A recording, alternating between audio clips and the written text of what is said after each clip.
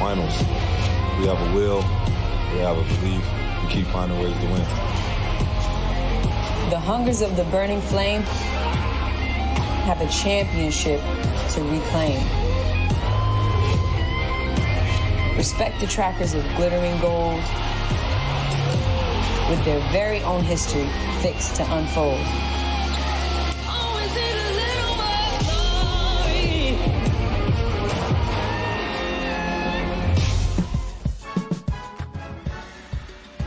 Bye bye Denver, les Rocheuses et leur décor de cartes postales. Hello Miami, les plages et leur décor de cartes postales aussi. Bonjour à toutes et à tous, bienvenue sur le plateau d'NBA Extra. Nous sommes le jeudi 8 juin. Nous allons passer 3 quarts d'heure ensemble pour tout savoir ce qui s'est passé lors du match 3 de ces NBA Finals. Comme toujours, à mes côtés sur ce plateau, il est à ma gauche celui dont le record de points en NBA a été établi contre le Heat. Ah bon ? Justement, monsieur Yann Mind-Me. Non, pas de souvenir ? Non, si. Si, 25 points. 25 points. Saison 2019-2020 avec les Wizards. Ouais. Voilà, comme Gros quoi. game. À Gros DC. game. 25 points. J'ai montré toute la panoplie là.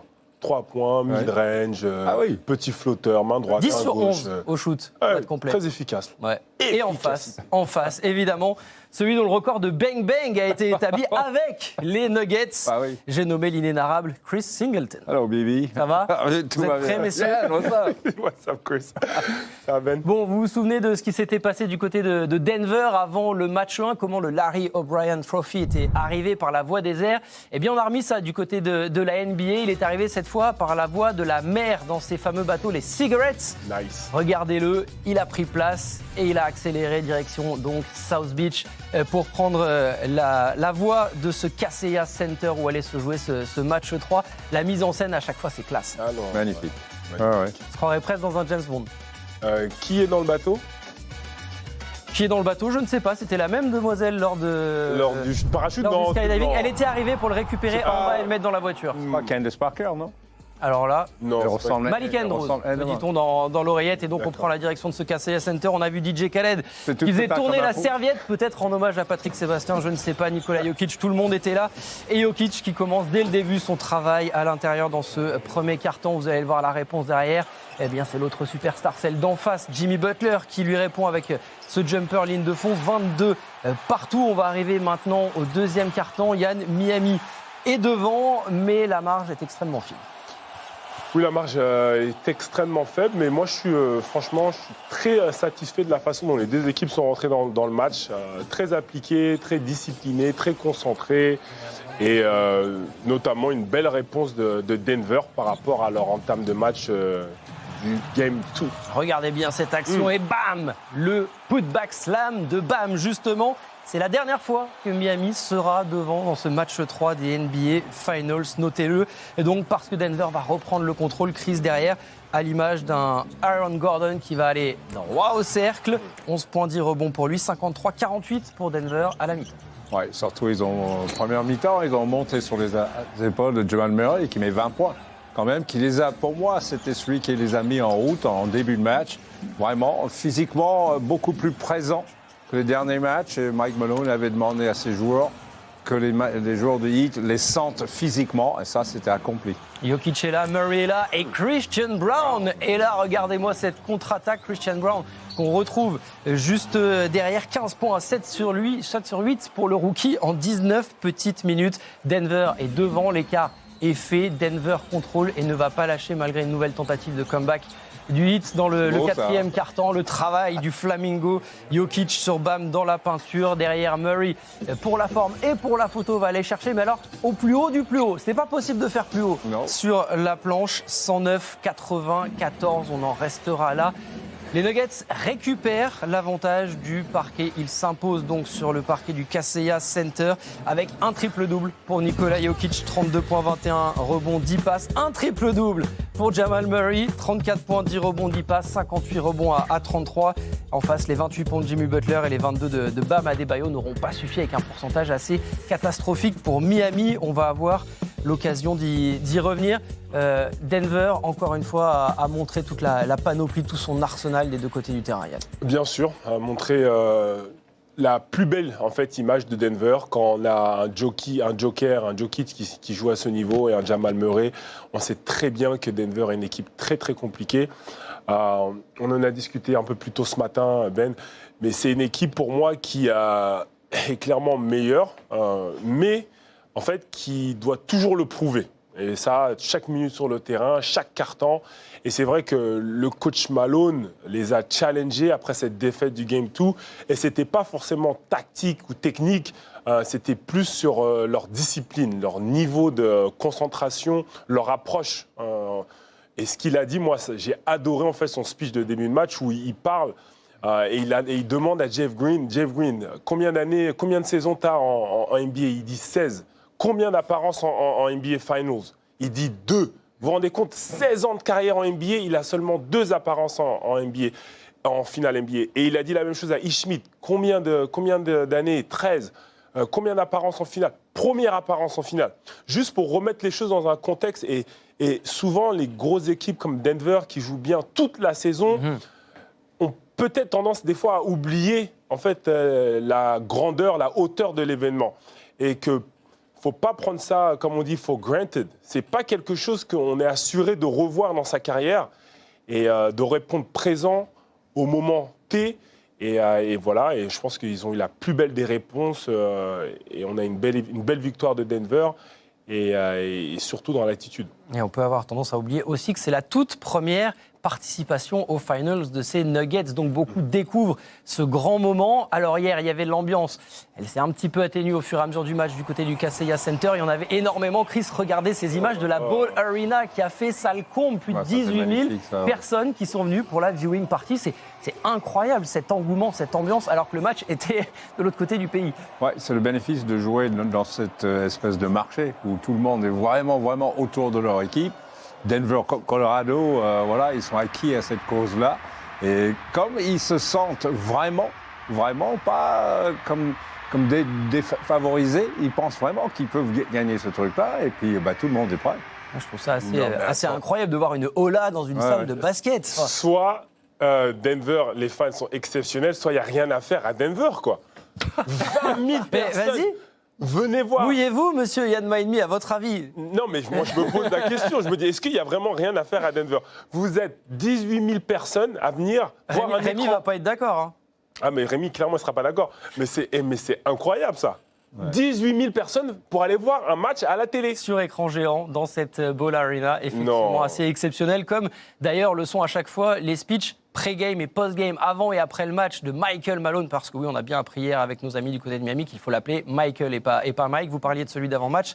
Yann, on va écouter celui d'après-match dans le vestiaire des Nuggets. First off, congratulations. All right, way to take control of the series back to our place.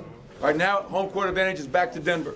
You came in here from the beginning of the game. I could tell you guys were locked in, focused. Some numbers for you. First, I don't know if this is the first time in NBA Finals history or not, 2 guys having triple doubles. Jamal Murray, Nikola Jokic, 2 triple doubles. Nikola, I'm not taking you out in the second half again. Second stat, we got rebounded them 58-33, plus 25 on the glass. Aaron Gordon, 10 boards. Nikola, 21 boards. Jamal, 10 boards. Michael Porter, 7 boards. Everybody can rebound. Right? Everybody can rebound. That's a great effort. I don't have a chain for one player. I have a chain for the team. Yes, sir. And I got to make sure I give Christian Brown a lot of love.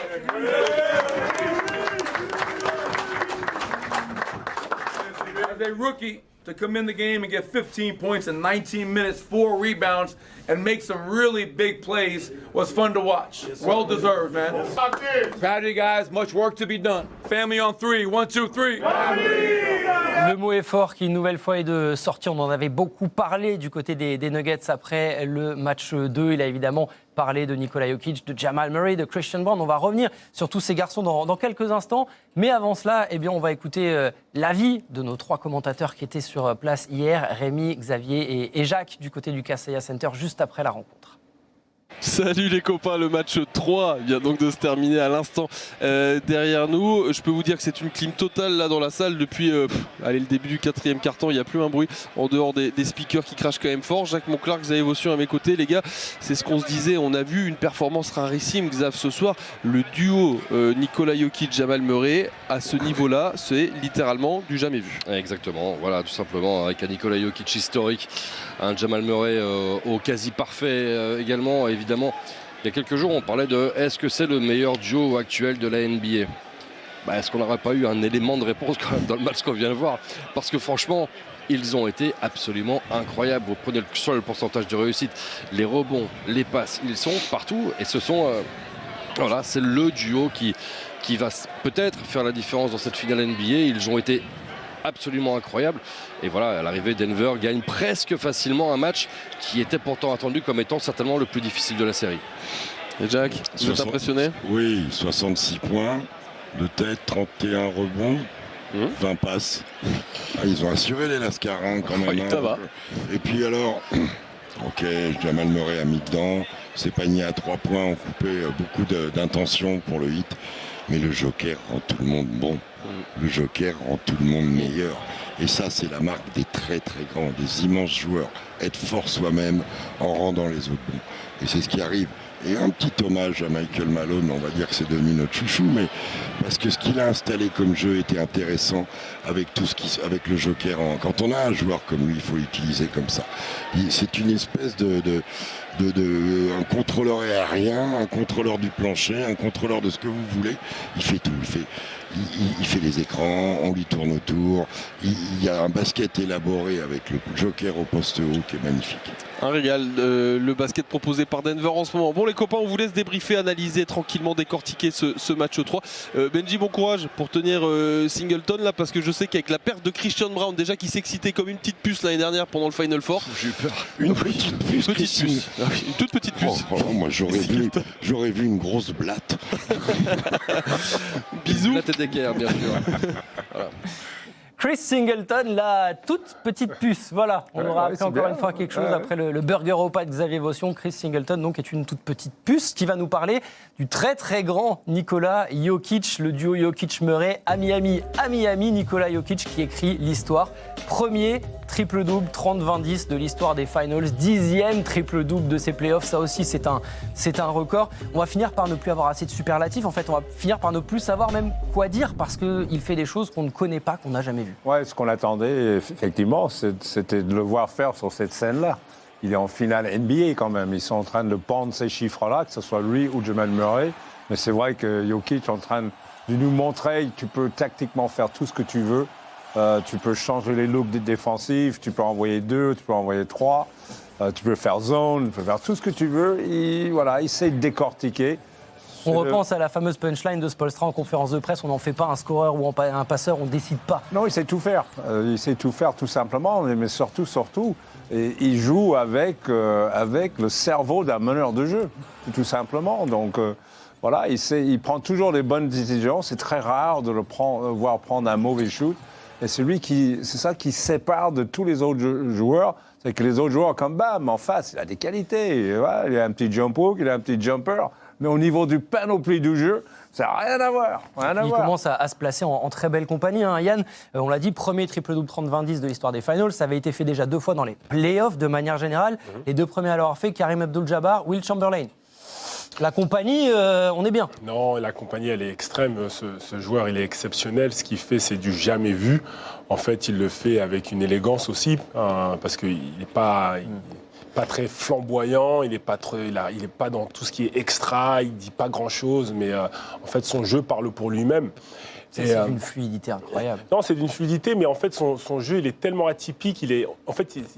Un peu comme un Steph Curry, on ne peut pas reproduire en fait ce qu'il fait Jokic. On peut avoir tout l'éthique de travail qu'on peut.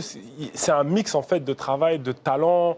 Il sent le basket. Au moment où on se parle là tous ensemble, où on débriefe ce match 3 des NBA Finals, est-ce qu'on ne parle pas du meilleur joueur du monde, purement et simplement ? Actuellement, c'est le meilleur joueur au monde, clairement. Je veux dire, Sur la saison, je reste sur Joel Embiid. C'est lui qui a dominé.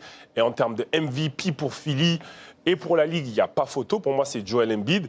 Mais là, actuellement, si on me pose la question, quel est le meilleur joueur au monde, tout de suite, c'est Nikola Jokic. Ce monsieur fait tout. Et la façon dont il est utilisé le met en avant aussi. Il joue à sa propre vitesse, il met les shoots importants, il met une pression, mais inimaginable en fait, sur les défenses adverses.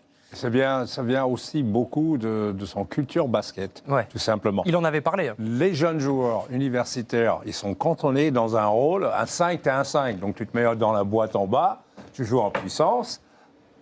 En Europe, ce n'est pas du tout le cas. Tous ces joueurs-là, comme Divac, comme Jokic et tout ça, ils sont arrivés en NBA avec des skills, vraiment, de dribble, de shoot extérieur, de passe. Donc les grands là-bas, on leur laisse beaucoup plus de latitude et leur éducation basket est vraiment globale. Et il a en plus un Batman à côté. Exceptionnel. Oui. Jamal, Et absolument incroyable, qui a fait hier un match exceptionnel lui aussi, parce que lui aussi est en triple-double. Jamal Murray, 34 points, 10 rebonds, 10 passes. 3 matchs dans sa carrière au NBA Finals, 3 fois plus de 10 passes. Il n'y a que Magic Johnson et Bob Cousy qui l'ont fait ça au NBA Finals, là aussi. Alors oui, il y a eu des moments un peu plus compliqués, on pense aussi au match 2, mais Jamal Murray, ce fameux duo, on s'était posé la question ensemble, ils s'étaient posé aussi les mecs là-bas, est-ce que c'est pas actuellement meilleur duo de la NBA? On commence à avoir des réponses aussi. Hein. Ouais, mais non, c'est très difficile en fait d'avoir ce genre de débat quand on regarde les finales NBA. Il n'y a que ça. Donc forcément, ils font des choses extraordinaires. Donc oui, on a envie de dire que c'est le meilleur duo du monde entier. J'aime pas trop ce genre de débat. Mais en tout cas, ce que Jamal fait, c'est très fort parce qu'en fait, c'est un peu le métronome. C'est-à-dire que le Jokic contrôle bien le jeu. Mais lui, en fait, dès que ça chauffe, c'est lui en fait, qui a la balle dans les mains. C'est lui qui prend les bonnes décisions ou les moins bonnes décisions. Et il le fait à brio. Il met des shoots incroyables. Il est très dynamique offensivement et je pense que le duo entre lui et le Joker, c'est un cauchemar. C'est un cauchemar à coacher en défense.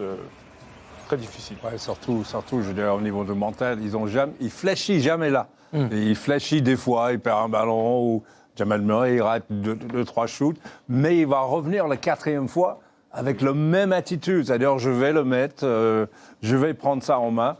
Et la complémentarité est tout simplement énorme. C'est vrai, quand tu regardes, est-ce que c'est le meilleur duo, machin, c'est sûr que eux, dans l'intérieur de leur système, ils arrivent à être les meilleurs, c'est vrai. Le premier duo en triple-double dans l'histoire des Finals, à plus de 30 points. Il y avait déjà eu 2 coéquipiers. C'était arrivé une fois pour répondre à la question que se posait Michael Malone.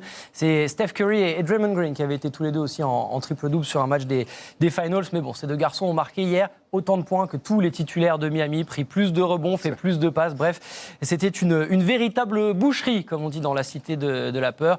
On va écouter, après le match, Malone, Jokic, Murray, avec notamment, vous allez l'entendre, un Jokic qui dit que le leader, ce n'est pas lui, c'est Jamal Murray. I've always felt, Ramona, that Nikola and Jamal Murray are one of the most elite and lethal two-man game combos in the NBA. And we've seen that growing for 7 years now, and I think it was on full display once again tonight. A lot of guys play with each other. You know, I think those two guys play for each other and off of each other, and they read each other so well. I think it's pretty simple. But he's playing phenomenal. I think the whole playoff, and we're just following him, like I said, and he's really good leader. His energy is amazing, and we are just following. He's just reading the game and trust that the other's going to make the right play. You know, if he throws it to me, he knows and expects what to see from me, and he knows the mood I'm in, the intensity I'm playing with, whether it's low or high, time and score. And vice versa. You know, I know when he's overpassing. I know when he's looking to score. I know when he's the best player on the floor. I know when he's taking a second to get into the game. I think it's just a feel and a trust that we're going to figure it out. And it's a lot of unselfishness, like I keep bringing that up. It's free flowing. If something's there, we go. If it's not, we don't force it. And you know, he makes tough shots look easy. And he's been doing it for a very long time, and I think the consistency doesn't get talked about enough. Fluidité, confiance, altruisme, personne ne veut tirer la couverture à lui et c'est aussi pour ça que ça marche, que ce duo est aussi exceptionnel. Un duo qui a été aidé hier par un garçon qu'on n'attendait pas. On avait beaucoup parlé de Gabe Vincent, notamment sur le début de ses finales du côté du 8. Et bien hier, c'est un rookie qui est sorti du chapeau. Côté Nuggets, cette fois, Christian Braun, 15 points à 7 sur 8. En 19 petites minutes seulement. Premier rookie des Finals, Chris, à réussir un match à 15 points au plus depuis le Chinois Sam Cassell en 1994. Incroyable. Non, mais c'est énorme. Christian Braun, moi j'ai eu de la chance avec Rémi de faire 2-3 matchs de Kansas l'année dernière. On va l'entendre après, vous allez voir. À dire qu'il allait arriver en NBA, bon, il a fait une petite saison pas trop mal. Là, il s'éclate sur cette histoire-là. Mais c'est un garçon né, c'est un compétiteur. Il sort de champ de maïs de Kansas. Il était au lycée à Kansas. Et le messieurs basketball. C'était les mêmes couleurs de maillot en plus. C'est messieurs pour ça. basketball au lycée, champion universitaire, en finale NBA. Donc, quelque part, il est toujours dans les situations où l'équipe gagne. Ouais, Christian Braun, donc il a brillé 21e choix de la dernière draft. Ouais. Et c'est quelqu'un aussi, je pense que toute sa famille est basketteur. Hein. Si j'ai bien compris, sa mère, son père, ses frères, sœurs, tout le monde joue au basket chez lui. Donc il vient d'une culture de compétiteur vraiment très fort. Et ce jeune homme, ce jeune rookie, pour tout coach, en fait, c'est le rêve, quoi. C'est d'avoir un jeune homme qui, dès qu'il rentre sur le terrain, il est à 100% en termes d'intensité. Ouais. Il est très efficace en termes de, quand il a la balle dans les mains, qu'est-ce qu'il fait avec la balle? En termes de sa sélection de shoot, les drives, les passes, il est toujours sous contrôle, en fait. Il prend les bons choix. Donc, c'est un jeune joueur qui est en fait très facile à mettre sur le terrain pour un coach. Et de faire ce qu'il a fait en finale. Ouais, comme tu dis, il ne va pas prendre de mauvais shoots. Déjà, il n'est pas classifié comme un shooter. C'est un défenseur en université, un finisseur de contre-attaque. Et heureusement qu'il était là, parce que KCP était moyen, Porter Junior était moyen. Donc, heureusement qu'il était là. Ouais, il a été très bon, donc, le rookie hier. On va l'écouter parler de sa performance. On va écouter aussi Nikola Jokic et Michael Malone qui ne tarissent pas d'éloges sur lui. Yeah, I mean, the guys trust me all year. So, when I get in the game, I just try to defend and, do the little things, obviously make it easier on me. And like I said, my job's not very hard. I just got to come in, play with energy, and they find me in the right spots on offense, and the defense just give effort. I told him, you won us the game, and like you said, he's a winner, and he won us the game with energy, with just the focus, the mindset. Even when he make a mistake, it's an aggressive mistake, so you cannot be mad at him. I always say that. So he won us the game, and he was really good tonight. Christian has proved himself all year long, and he was in the rotation to end the season. He's been in the rotation throughout these 18 playoff games now. And if you look around, there's not many rookies playing meaningful minutes in the NBA this time of year. And it speaks to Christian's confidence. It speaks to him being a winner. He's won at every level, high school, college, and now he's in the NBA Finals as a rookie in the NBA. And he just has stayed ready the whole year. Il a gagné au lycée, il a gagné à la fac, il va peut-être gagner dès sa première saison en NBA. Petit plaisir. On revient justement sur son titre universitaire en NCAA avec les Jayhawks de Kansas City. Au micro, Rémi Reverchon et Chris Singleton. Oui. Christian Braun. Voilà, ça y est, c'est ça qu'il n'a pas réussi à faire dans le premier mi-temps. Braun à nouveau, il vient d'en mettre un, il en met deux, et il n'y a plus que 9 points d'écart. Beaucoup plus d'activité de Carolina. Braun en force. Oh, de temps. Oh, t'as vu ça? Bah alors. Oh là là, encore perte de balle. Ça repart de l'autre côté, Christian Braun. Braun, c'est un finisseur. Il n'y a plus qu'un point d'écart. Waouh. Il y en avait 15 à la mi-temps. Ils en ont refait 14 en même pas 8 minutes. Christian Braun, Jalen Wilson. De toute façon, on a compris maintenant. Là, voilà, Braun encore sur le post-up. Il nous fait une mi-temps incroyable. Et ça, c'est bien, Rémi, parce qu'il cible Caleb Love en attaque. Un des grands artisans donc, du retour des Jayhawks qui avait fini par triompher des Tar Heels de North Carolina. Chris, ce n'est pas le leader, ce n'était pas le joueur numéro 1 de cette équipe, c'était Ochai Agbaji, mais il avait été déjà très précieux. Non, mais déjà, parce que Bill Self, le coach, il savait parfaitement bien à quel rôle il avait. Et c'est bien avec ce joueur-là, il essaye jamais de faire en dehors de ses compétences. Donc, Sevoir était très fort en défense. Finissant en contre-attaque, il a fait toutes les petites choses, mais toujours en énergie, toujours en effort. Il n'est pas très grand, il fait même pas 2 mètres. Mais c'est un joueur costaud mentalement, costaud physiquement. De l'énergie, de l'effort pour Christian Brown, pour Jamal Murray, pour Nikola Jokic. Et donc, une deuxième victoire dans ces NBA Finals pour les Nuggets. Dans quelques instants, la pub. Et après, évidemment, on va parler un petit peu du Heat, parce que Miami se retrouve en situation compliquée. À tout de suite.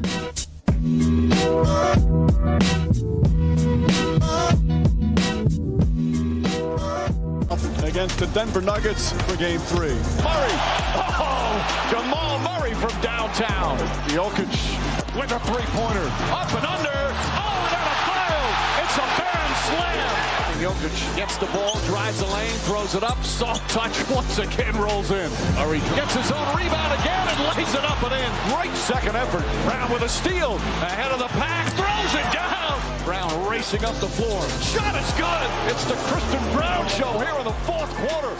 Nous sommes de retour sur le plateau d'NBA Extra. Les Nuggets ont repris l'avantage dans ces NBA Finals, repris l'avantage du parquet que le Heat leur avait chippé après le match 2. Et hier, le parterre de stars venu regarder ce match, on serait presque cru à Los Angeles, n'a pas suffi. Regardez, il y avait Paul Pogba, l'international français. Il y avait Neymar qui est venu voir son pote Jimmy Butler. On sait que les deux sont très proches. Ils ont notamment passé pas mal de temps ensemble dans la salle entre l'avant-veille et hier.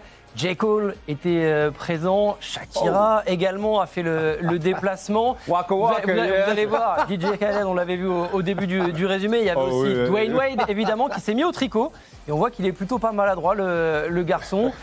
Il était, on le verra un peu plus tard avec Magic Johnson à ses côtés, Pat Riley évidemment, celui qui a pris un abonnement au NBA Finals et le voici donc Magic Johnson. Tout ce beau monde qui n'a pas suffi à porter le Heat vers le succès dans ce match 3, Chris, avec un Heat qui nous refait le coup de la panne. Je parle d'adresse. Miami qui a énormément shooté, beaucoup plus que Denver, mais un petit 37% de réussite avec un Gabe Vincent à 2 sur 10 et un Max Strus à 1 sur 7. Oui, et puis ils n'ont pas rentré dans le match physiquement. Ça m'étonne toujours quand j'entends des discours après le match. Oui, on aurait dû donner plus d'efforts, on aurait dû jouer avec plus d'énergie, mais ils sont où là? Ils sont en finale NBA. Donc, ils ne devraient pas être obligés à rappeler. Quand tu vois les stats rebonds, oui, 58 à 33, tous les ballons par terre étaient pour les Nuggets. Ils ont joué beaucoup plus concentrés dès le départ. Et ce qui a changé pour moi, c'est surtout le côté défensif pour Denver. Ils étaient beaucoup plus rapides dans les couvrages. Les rotations 2, 3 dans les couvrages. et 4. Couvrages. Dans les couvrages. Très bien. On le rajoutera au dictionnaire, celui-là. Ça me plaît. Compris, toi. Ça me plaît beaucoup. Ça me plaît beaucoup. On voit tous ces échecs au shoot. Donc, Yann, avec notamment un troisième carton.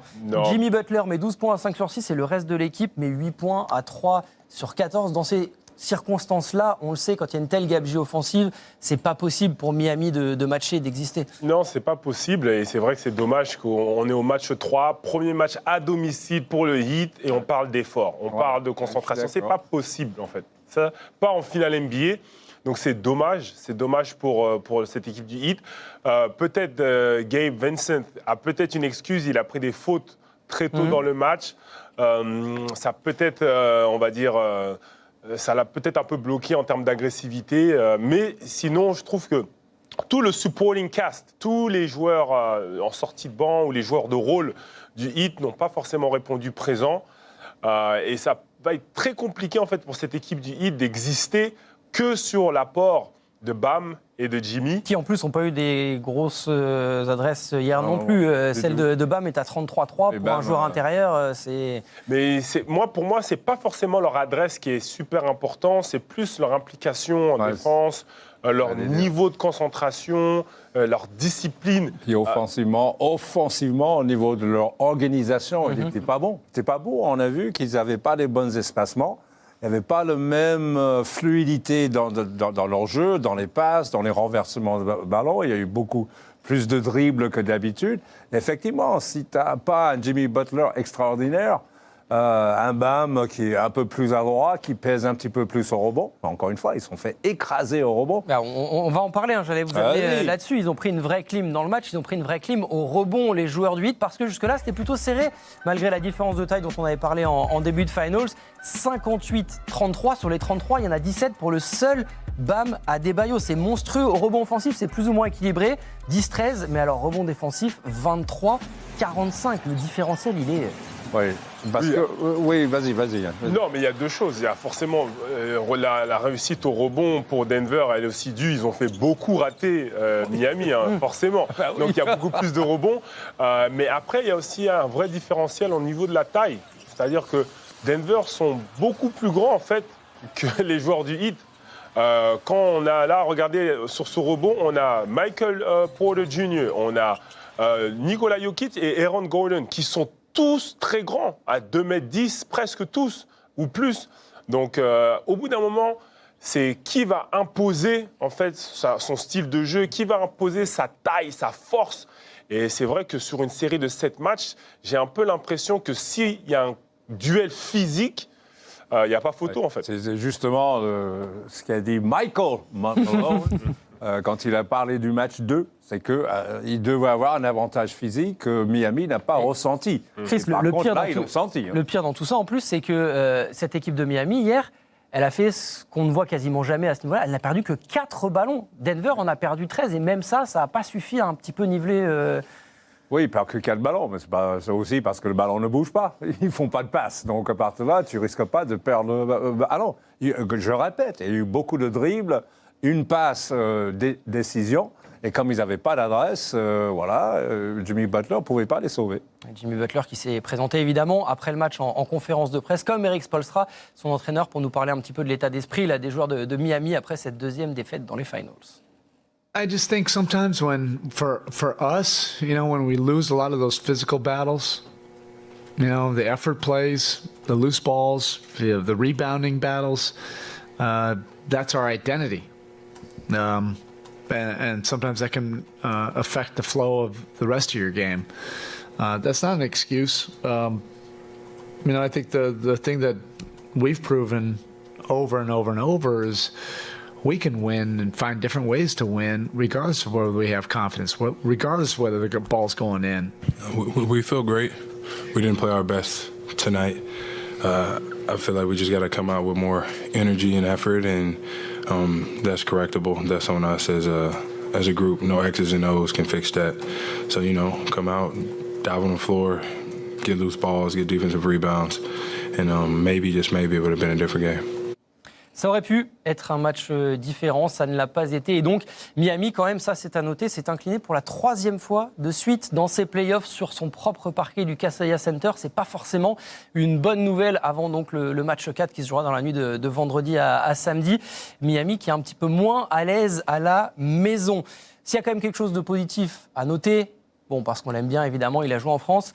Un certain Udonis Haslem est entré dans l'histoire de la NBA cette nuit. Il est devenu le plus vieux joueur sur un parquet. On voit ici son entrée en toute fin de match dans le garbage time. 43 ans demain pour Udo. Il dépasse Karim Abdul-Jabbar qui avait joué au NBA Finals à 42 ans et 58 jours. Voilà, c'est plus pour la forme qu'autre chose, mais c'est génial, Yann. Oui, bien sûr, c'est un bel hommage à un joueur exceptionnel qui a fait toute sa carrière dans une franchise.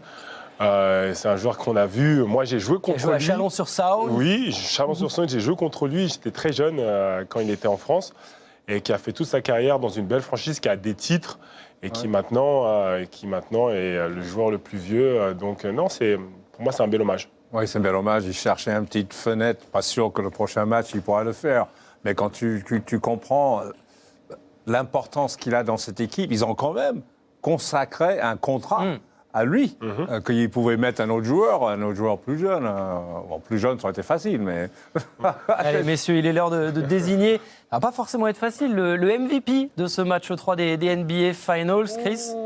Je vais obliger d'aller avec Jokic. Jokic. Ouais. D'habitude, je suis un peu Troisième carton, c'est là qu'ils font le break avec lui. Ouais, je suis un peu à l'inverse de toi, mais là, je vais... Non, non, Nikola Jokic, parce que franchement, 30, 20, 10, c'est beaucoup. Le rire en dit long. C'est beaucoup. Il a complètement cassé le match. Eh ben, ça n'a pas tranché du côté de la team NBA Extra. Regardez les deux flics à Miami, Jamal Murray et Nikola Jokic, co-MVP parce que triple-double pour les deux à plus de 30 points. On s'est dit que les deux le méritaient assez facilement. Non, c'est vrai, c'est bien. Juste, c'est vrai.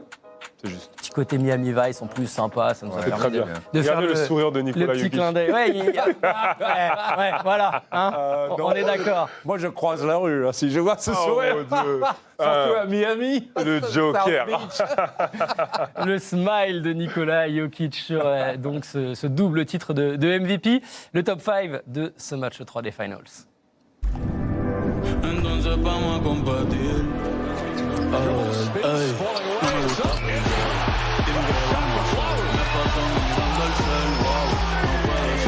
Aunque me tarde un poco, juro que voy a responder. Quisiera volverte a ver. Lo rica que te va chingando. No sé qué estamos esperando. El orgullo nos está ganando.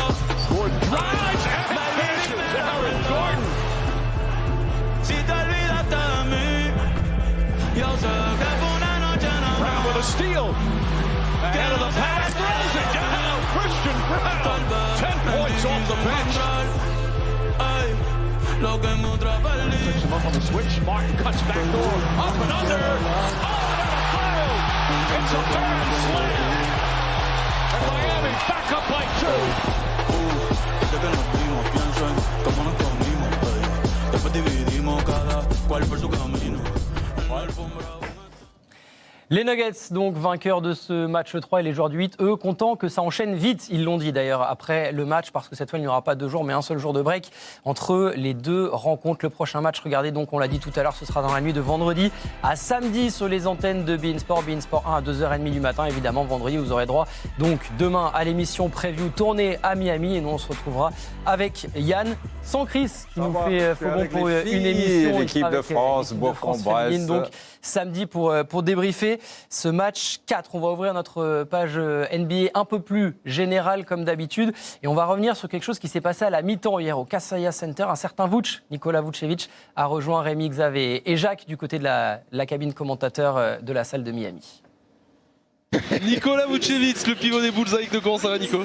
Très bien, et vous? Bah ça va, content de t'avoir parmi nous. Raconte-nous, qu'est-ce que tu fais là? T'es là en touriste pour regarder un beau match de basket? Ouais, vu que je suis à Orlando, là, je suis juste descendu pour voir le match. J'ai jamais regardé les finales, donc puis vu qu'il y a mon ami Jokic qui joue, je suis venu un peu le supporter, mais ça fait plaisir d'être là, puis ça fait plaisir de vous voir aussi. Ça discute, tu vas pas nous dévoiler de secret d'État, j'imagine, mais j'ai vu que ça discutait un petit peu avec Chicago. On sait que t'es free agent cet été, toi. Tu avances dans ta réflexion? Pas trop, honnêtement. J'ai vu qu'il y avait pas mal de choses qui sont sorties, mais c'était plus des rumeurs plus. Non, on a discuté un peu, mais c'était rien de trop spécial. Je pense que c'est assez tôt encore. La free agency commence que début juillet, donc c'est assez tôt encore, mais on verra. J'y pense pas trop. Je pense que les choses vont se faire par elles-mêmes. Je pense que les gens dans la NBA, ils connaissent mes qualités et ce que je peux faire. Chicago aussi, donc on verra. Chicago, c'était bien pour moi 2 dernières années. On s'est bien installé. Je pense que ça ira encore mieux, donc on verra, mais je suis ouvert à toutes les options, à voir ce qu'il y a pour moi là-bas, puis on verra bien. Mais maintenant je suis un peu plus préoccupé avec le 3e bébé qui arrive et les nuits blanches où je vais pas trop dormir, vu que les 2 premiers j'étais en saison, donc j'avais une raison de pas de m'en sortir, alors que le 3e, ma femme m'a dit t'es là, tu bouges pas, donc je me prépare. Nico, avant que ça reprenne, je voulais quand même que tu nous parles un petit peu de ta relation avec Nikola Jokic. Vous êtes potes tous les deux? Ouais, on s'est connus quand il est venu en NBA. Vu que j'étais ici depuis quelques années déjà, il demandait pas mal de questions. J'essaie de l'aider un peu, comment s'habituer à la vie ici, au basket américain, à la NBA et tout ça. Bon, après, j'imagine qu'il s'en sorti pas mal depuis, mais on est devenus de très bons amis, on a pas mal de choses en commun. Et donc ça fait plaisir pour moi de le voir ici en finale. Je pense que c'est un très grand joueur, c'est un très bon gars. Et il mérite d'être ici, j'espère qu'il va réussir à le remporter. Mais oui, on se connaît depuis 8-9 années là maintenant. On a une très belle relation. Même nos femmes aussi, donc on est de bons amis. Et voilà, j'espère qu'il aurait eu la chance de gagner un titre, ce serait vraiment énorme. La fraternité des Nikola Vucevic, free agent, donc il a dit, vous l'avez entendu, pourrait rester à Chicago, pourrait faire ses valises. À votre avis, messieurs, vous le voyez où, vous? Vuce, Ouais. il est très bien à Chicago. Après, je pense qu'il a besoin d'un peu plus de supporting cast, comme on dit. Il a besoin d'une équipe un peu mieux organisée, je pense, même si il a quand même Zach il y a quelques LaVine joueurs à côté. et DeMar DeRozan. Mais je pense qu'on parlait de duo. Le duo Zach LaVine et DeMar DeRozan ne fonctionne pas vraiment. Je pense qu'il faut réorganiser un petit peu les choses. Il faut leur trouver un meneur. Ouais, Comme on sait que Ball, il va probablement pas jouer l'année prochaine, c'est vrai qu'à un poste 5, il a besoin d'avoir ses relations. On voit avec Jamal Murray et Jokic, ça marche à merveille. Trouver une complicité.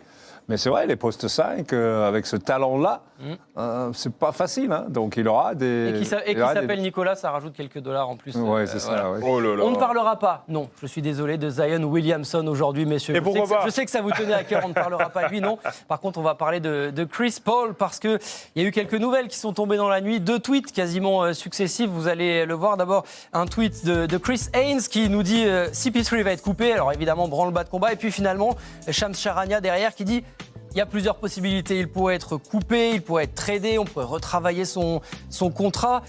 Voilà, Chris Paul, l'avenir est en suspens, avec évidemment en tête une chose, put a ring on it, toujours pas de bague pour Chris Paul. Qu'est-ce qu'on en pense de tout ça, Yann ? Non, je pense que ça peut être dans tous les cas, c'est une bonne nouvelle. Je pense que pour Chris Paul, à son âge, 38 ans maintenant, son objectif, c'est clairement de gagner un titre. Je pense que avec son apport, il a quand même à chaque fois des problèmes de blessures. Oui. Je ne pense pas qu'il devrait être le plus gros contrat de son équipe. Je ne pense pas qu'il devrait assumer des minutes de starter. Donc c'est vrai que de le couper pour moi et de potentiellement le re-signer aux Suns, ça serait top en fait. De mettre un meneur, de le garder entre 20 et 25 minutes par match. Parce que ça reste un maestro exceptionnel, ça reste un gars qui peut mettre les shoots pour faire gagner un match. Donc, mais il a besoin, pour moi, d'un autre point de garde à côté qui puisse endosser la cape de starter et le conserver un peu pour les moments chauds et potentiellement un long playoff run. On a vu passer sur cette image, Chris, les potentielles destinations, avec notamment, parmi ces potentielles destinations, s'il devait quitter Phoenix, les Lakers, forcément, ça nous fait un peu sourire, on repense à ce qui s'était passé il y a un petit moment maintenant. Il faut mettre toutes les choses un peu en perspective quand même. Bon, et c'est vrai qu'il y a un nouveau coach qui arrive, Frank Vogel, il arrive, évidemment, il veut changer. Chris Paul, c'était le gars de Monty Williams. Donc, on va changer un peu le perspective. Aujourd'hui, tu poses des questions sur Chris Paul et tu reviens avec toujours la même réponse. Le mois de juin, il est où ? Il est blessé, et voilà, il ne peut pas jouer. Donc, qu'est-ce que tu veux ? Tu ne veux pas prendre tout ton objectif sur un joueur que tu n'es pas sûr qu'il va être là. Donc, est-ce qu'il peut trouver un club ? Je sais rien, il faut le caser. Ans, Chris. Il a 38 ans. C'est compliqué pour moi. Et oui, ce qui est sûr, messieurs, je vous coupe, mais ça a l'air de vraiment lui peser à lui, peser aussi sur sa famille. D'ailleurs, il l'a dit, il s'est exprimé, on va l'écouter dans le podcast The Pivot. Écoutez ça, il est en fin de carrière, il sait qu'il n'y a quasiment plus de marge et ça pèse vraiment sur le meneur. It's tough on me, but I think it's probably even harder for the people around me. Right, especially my wife. My wife is the one who has to bear those late nights, those I can't sleep, and my kids. Like, my daughter is the sweetest soul you'll ever meet in your life, right? The sweetest soul ever in your life, but she's at that age now where at school, kids talk crazy to her, right? So she had a little boy, whatever, at school that said some reckless stuff to her. It was like, your daddy ain't never gonna win no championship, right? And my baby is she's special. She'll hold it together there, but when she got in the car, she called, and she was upset. And I had to have that conversation with her and talk to her, and tell her, like, baby, some people talk and some people do. But that's part of it. It's tough, man, but can't nobody ever be harder on me than I am on myself. C'est dur, c'est très très dur quand on arrive comme ça sur de l'extra sportif, que ça vient peser, Yann, sur toute la famille, c'est compliqué à gérer. Bien sûr, mais ça vient aussi avec le job. C'est-à-dire que quand tu deviens un joueur NBA, superstar, c'est ce genre de responsabilité, ce genre de pression que tu amènes, pas que sur toi, mais sur toute ta famille. Moi, je peux en parler. les années, mes années où j'avais le plus gros contrat de ma carrière, c'est aussi les années où j'ai eu le plus de blessures. Et ces années ont été très difficiles pour moi. Et comme Chris Paul le dit, il n'y a personne qui met plus de pression que nous-mêmes, nous, joueurs, sur nous-mêmes. Mais c'est vrai que ça a été compliqué pour ma femme, ça a été compliqué pour mes enfants. Yann Maïmi, il ne joue jamais, il a un gros salaire, tout ça, tout ça. Or que pour eux, ils ne sont pas sous le contrôle de tout ça. Hein. Donc c'est vrai que c'est des moments pas forcément faciles pour nous les joueurs et pour nos familles, mais c'est des choses qui viennent avec nos responsabilités en tant que leader, en tant que joueur NBA, en tant que star. C'est comme ça, donc je ne pense pas qu'il ait à plaindre, Chris Paul.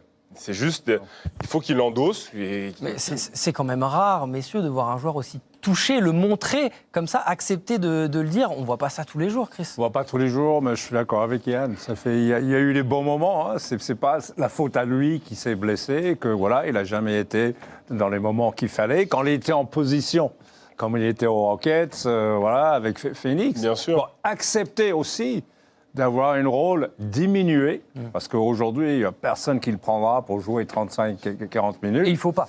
Et il ne peut pas, déjà, il ne peut pas. Et surtout être dans une équipe, oui, il ne va pas aller dans une jeune équipe non plus, il ne va pas refaire le OKC. Donc il va chercher, on regarde comme c'était difficile pour Melo aussi. C'est des joueurs légendaires, tout ça. Mais leur fin de carrière, ce n'est pas exactement comme on veut. Iverson, etc. On va suivre dans les semaines qui viennent de quoi sera fait l'avenir de Chris Paul. Avant de se quitter, je vous rappelle qu'il y a le podcast NBA Extra. Le dernier épisode a été enregistré ce matin. Vous pourrez le retrouver en fin de journée sur tous les réseaux sociaux de beIN Sport. Le podcast donc présenté par Nicolas Sarnac. On vous rappelle aussi évidemment match 4, très vite, dans la nuit de demain à après-demain, dans la nuit de vendredi à samedi. Preview sur place demain midi et débrief ici sur ce plateau samedi midi. Merci beaucoup, messieurs. On a presque été long pour une fois. Il y a des choses à dire sur ce match 3. Merci à Dom Face à la réalisation, Arthur Revron, toutes nos équipes techniques ici autour de ce plateau. Merci à toute la team NBA Extra aussi aujourd'hui avec Wash, avec Mitch, avec Marie Fatou, avec Flo et Adrien. On vous souhaite une très très bonne journée. Donc NBA Extra revient dès demain en mode preview. Bye bye.